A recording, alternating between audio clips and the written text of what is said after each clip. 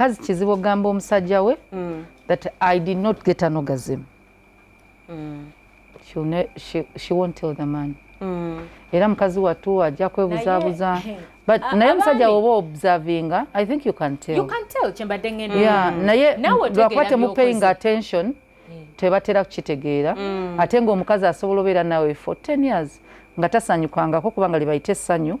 Oyinza olowooza olina abaana naye nga ye kubanga orgasm tegaana magi kujja. Nammwe abakyala mulekerawo okufeekinga.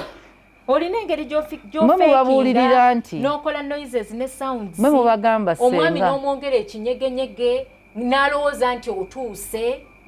Musajja wattu n'amalamu akagoba. Kumbe ne halfway n'ekyengera tonnatuuka okyali busenga. The way you behave is what pushes the man.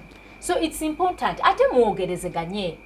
Omugale nno munnaye lindamuko toleeta lindamu.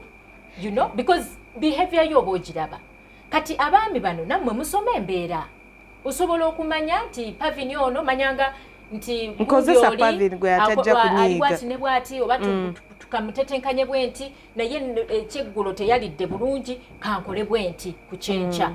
Naye gweokwesulirayo gwannagamba ne weebaka bwebasi nga nze tolina wadde we waatuuse.